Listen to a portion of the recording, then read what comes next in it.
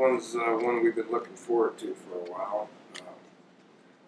Didn't quite end the way we wanted it to last year, and we haven't forgotten about that. So looking forward to going to Austin here on Friday, playing this game on Saturday. So got to prepare for some heat. It's going to be hot down there. We're well aware of that. Although I don't think it was going to be as hot as some of the games that we've already played this year. I don't think so. But we'll be prepared for that. And a lot of guys in our locker room have been to Austin, been on that field.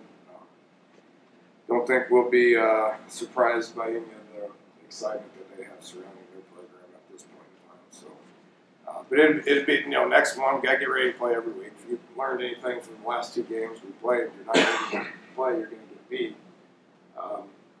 It's no different than any of the other 9 Big 12 teams in our league. You're ready to play, then you got a chance to win. You're not ready to play, then you're going to get beat. It's college football for you. So it happened to us. It's happened to them. They've been in some tight games and won. Obviously, the one against Oklahoma 3 weeks ago stands out. Oklahoma's playing pretty good at this point in time. Won a close one against Baylor. Probably it had something to do with their quarterback problem at the time. Then lost a close one at Oklahoma State last week. So it's not surprising any of that. Anything that I've said is not surprising in the Big 12. It's not surprising because of college football. Things start with their quarterback. Ellinger's coming into his own. He's really a fantastic football player. I thought he was good last year. Just it's hard for true freshmen to play at a high level. So, but he got a lot of valuable experience last year. They run him a lot. He's heavily involved in their run game. Has scored 8 touchdowns with his feet. So they rely on that. They built their offense around it.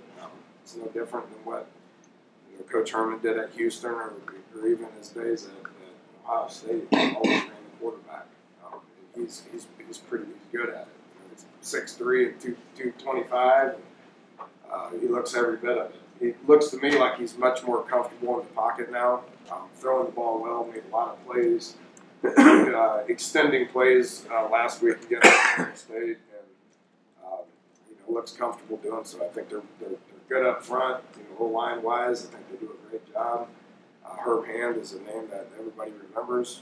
Was here at one point. Got a lot of respect for him. So they're playing well up front, the quarterback's doing a good job. Got 3 different running backs, all 5-star guys that are capable of being the main guy. When you got that many of them, you use all of them. It's no different than what we do with our running backs. And then obviously what stands out at receiver are the basketball players that they got out there. The 6'5" and 6'6" guys, they're both the same. They're both talented. They're both tall, big, can run, and have made a bunch of plays for them. So we've got our hands full on defense, to say the least.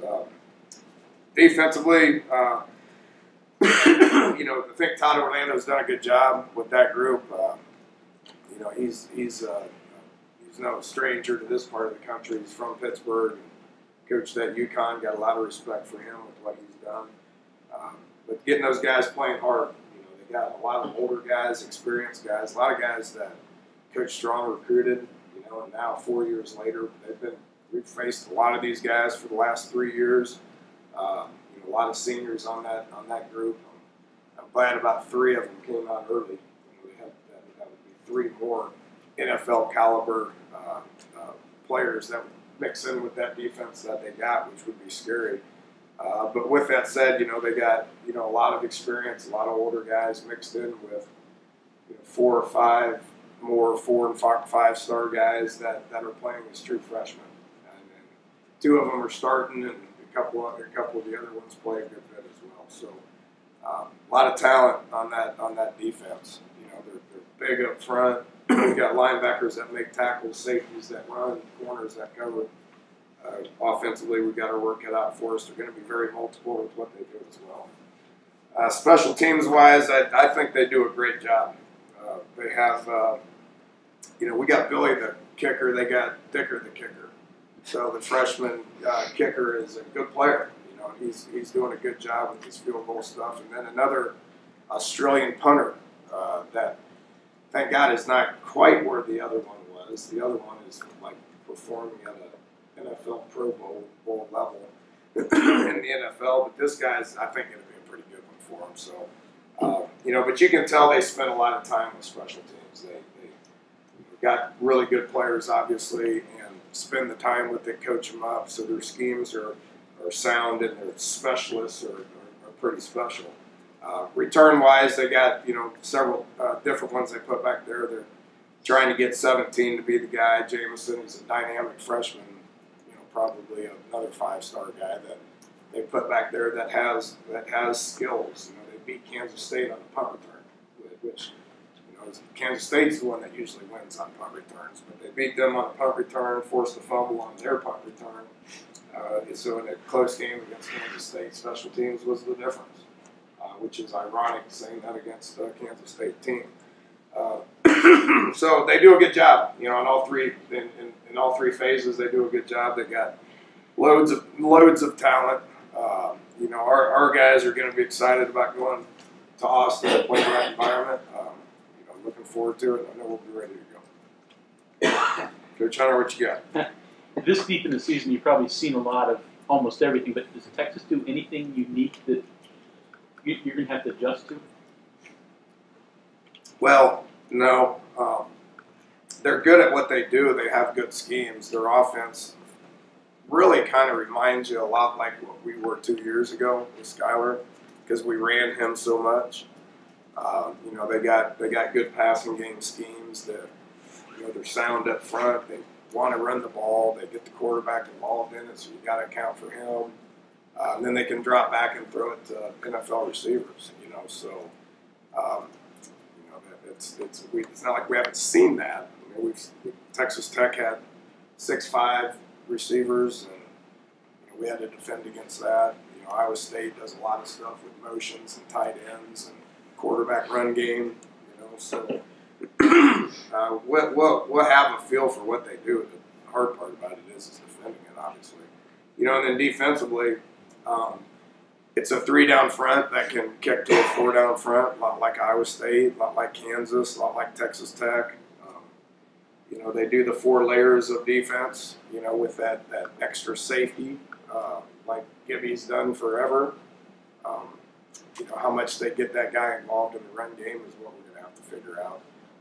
But you know, we've seen it all, and, you know, we'll have a good plan. You know, and we'll be ready to play. We're expecting a hard-fought game, and hopefully the ball bounces our way. Can you give us a status update, Coach, on Tonkery, Qualls, and Ferns? I could if I wanted to. We'll see how those guys practice. They're the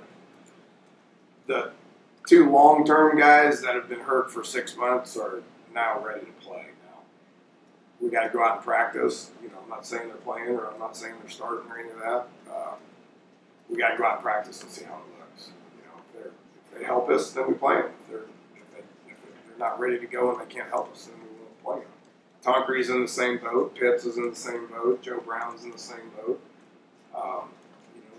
You know, we got guys coming back. Just whenever they're ready to roll is when we put them out there. That's no different than any other team in the country at this point. And how do you handle your running backs? You have special, I don't think like special plays, but sets for each one of them, or do you go by feel? I mean, go by hot hand? How do you handle that? Yeah, we don't restrict what those guys can do from a play call perspective. If you know, one guy goes in, you know, Jake doesn't say which running back's in to be able to figure out what plays we're going to call. They all have a little different skill set, so we may try to gear them towards what plays we call. Get one guy in there for a screen, or get a guy in there because we know they're gonna blitz, or one guy, you know, we want to run the routes, or one guy we want to be on the goal line. I mean, we'll kind of gear it towards that, but none of them are restricted with what we can call. You know, they all 4 of them can play. You know, can run the entire game. You know, So, it's good. It's always good to have a feature back like we've had in the past. Like, Wendell, in my mind, was a feature back there his junior year. Iowa State's guy, I think everybody would agree, is a featured guy. But having 4 guys that can go in there and play, I think, is the best approach, just based on health and wear and tear. But they got to be selfless players too. And I think all 4 of those guys are. So they're all 4 of them get along and are rooting for the other guys when they go in. We try to do as much 2-back stuff as we can to get those guys involved. And that's just a week by week game plan. These guys don't turn the ball over much. Is that because of what they do, or is it just protecting the ball? What do you see? I think it starts with the quarterback. He's doing a good job. They got 6 turnovers in 8 games. That's pretty good. It starts with the quarterback. That quarterback's got to have that trait. There's quarterbacks that do a good job with it, and there's quarterbacks that are pretty careless with the ball, so to speak. I think Ellinger does a really good job with that, especially because they run him so much. To not put that ball on the ground. He's a big, strong guy, and then making decisions as well. I think he's a smart player, and I think he's one that's extra careful with the football as well. And their team does a good job with it. So we've been getting some turnovers. I guess that hat has something to do with it. So hopefully we can create a few of them. I'm always with this stance. A couple of turnovers here and there isn't really the difference in the game. It's about what you do with the turnovers. It's one reason why we dominated Baylor is because we created them. We didn't have any turnovers. We got 5. I count turnover on downs as the same thing as a turnover. It's all about field position, which we dominated. And then we dominated that stat as well. In general, when guys come back from a long-term injury, do you try to look at a snap count, keep them to, or do you just depends on the situation? Yeah, everybody's different. How they come back and how comfortable they get is everybody's a little bit different.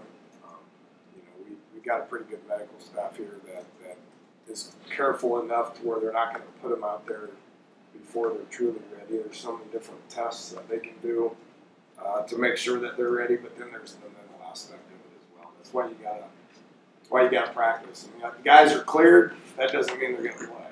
I got to wait and see how they practice and to make sure that they're comfortable and they're the best ones for that position. We got a lot of guys that were playing, so there's a lot of competition, which is why we're still improving. Played 66 guys last week, so that was great. Our snaps are distributed over 76 guys throughout the course of 7 games, so it's a lot of people to rep, and that creates competition. And we just add those guys to the mix, and we make decisions. That's what they pay us to do on who's going to get the rep.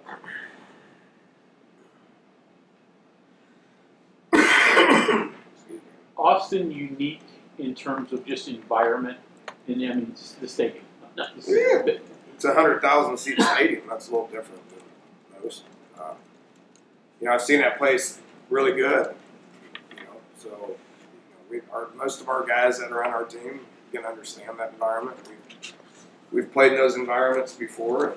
And it's one that that we're excited about. We've had success down there, so our guys are they're gonna be fired up about going. It's a nice place. Austin's a great city. And the University of Texas has great tradition, great facilities, great location, really good weather, a lot of good stuff. It's fun to go there. I've been there a bunch. I bet you I've coached there 10 times. Flipping Sills over to right guard seemed to stabilize the line. Why do you think that worked so well? I didn't know we did that. Sure we did that? Like 3 quarters. yes. The right guard? Yep. Sills did. Barrett played left. Yeah. Well, when Barrett went in there, we did. We won't do that with Hardy. We won't do that with Joe Brown. We won't do that with Mike Brown, who gets the nod this week. That had nothing to do with it. I can assure you that. Sills is a versatile player that can go back and forth. There's 5 other guards that can't do that. So that's it. What'd you think of Barrett when he got in? Okay. I mean, we got 6 linemen, 7 linemen that need to play better. You know, I'm happy with where Yodney and Colton are at. I'm happy with Josh Sills, but the other 7 need to keep improving. I thought we were targeted better. I thought our Coach Wick did a good job with those guys, getting them ready to go. We got to keep improving there. You know, that just the whole blocking aspect of it. I talked a lot about this after the game, but just the whole blocking in general was good. That just doesn't mean the 5 linemen. You know that. I mean, it's about Wesco making a difference in blocking, and the backs doing a better job with play call, with pass protection, and then we blocked really well on the perimeter, and I haven't been able to say that here in like 3 years. So I was happy with that as well. What does it make Sills a touchdown player? I mean, you're faster players, and probably I don't know if there are more skilled players, but what does he have that others can't quite grasp? Hand-eye coordination helps, obviously, but just body control more than anything. You know, those 2 touchdowns he had, that coverage was good. You know, I thought 23, the corner for Baylor, was a good player. He's a grad transfer from Temple. He's got a lot of experience. I thought he's real handsy. He got his hands on him, so David was covered. But his body control and his technique allowed him to position himself to be able to catch that where the defender couldn't. So great receivers that can catch fade routes, and the touchdown aspect of it is extra special just based on the closer you get to the goal line, the less space there is. So you're going to be covered. And the great ones are guys that understand how to use body control, and that's technique, because we coach the heck out of it, and be able to position your body to where you can catch that and the defender cannot. David's as good as I've ever seen it. Good touchdown on first catch. Yeah, I mean he's really good at it. I mean, last one. yeah, I mean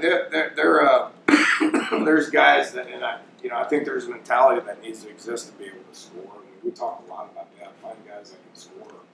You say duh, don't you want all your guys to be able to score? There's guys that have a knack for scoring, and he's one of those guys that has a knack for scoring. Stedman was great at it. Mike and I were talking about the number of touchdowns. Stedman had 25 touchdowns in 1 year. He has a knack for scoring, and his body control was unbelievable. You know, being able to catch balls with that doesn't just mean high point it. I mean, that's 100% technique and body control. David has that, and Stedman had that as well. Danny, going back to Wesco, not just the receptions, but it seemed like you all moved around to help the running game too, leading and playing on line in the backfield too. I'm curious how much of that is just where you moved him along to get better. Was it just the right day and time for that, or just developed? That's his skills as a tight end are continuously developing. He's really started doing some good things in the pass game that wasn't a quality that he possessed a year ago. He's just really starting to come into his own. I mean, we felt like Eli was a better blocker than him last year. That's why Eli played all the time. Wesco over spring and throughout the course of camp, I thought has really done a good job with his blocking. And the more we want to play him, the more we want to be able to get him involved. And now, and then there's the pass game aspect of it that is continuously getting better. So we'll keep throwing it to him. And Giovanni went in there and played 15 snaps and caught 3 balls. So he's more of a receiving aspect of the tight end, and we'll continue to get him involved as well. So they're going to have to guard those tight ends. People know that they have to guard our backs, and that was the one thing that I was so happy with last week. This is kind of a Mike Leach thing, but balance is how many different people touch the ball. We had like 14 people touch the ball last week. So everybody that goes out there is a threat to be able to touch the ball, and that makes people hard to defend. Danny, your defensive front has been pretty good at getting in the backfield, being disruptive so far. It seemed like when things were going well for Oklahoma State against Texas, they were winning those battles with their offensive line. What sort of challenges you see from the Texas line this week for those guys? The Texas O line, Yes. yeah, they're playing good. I think Herb Hand has something to do with that. You know, just I think Herb's a good O line coach. You know, and they're getting experience and they're playing pretty good. Our D line, I've been very happy with not only the disruption that they've caused in the backfield. We were top 5 in the country in tackles for loss or whatever. That's not just David Long being one of the best players in the country. I mean, that's the D line being disruptive in the backfield, but also holding gaps, holding double teams, holding gaps. You know, we got 7 different guys that are playing, which allows those guys to be fresh. I mean, I think Zeke or Reese, one of the two, is averaging like 38 snaps a game or something like that. That's the highest we have on the D line. That helps. You know, last year Reese was playing probably 60 snaps a game or whatever it was. And you get tired because that's a hard position to play. So we're staying fresh and we're being disruptive, but we're also, you know, doing a good job of holding gaps, which is letting, you know, David and Shea Campbell and Tonk and Giovanni run around and make plays. Okay, thanks, Coach. All right.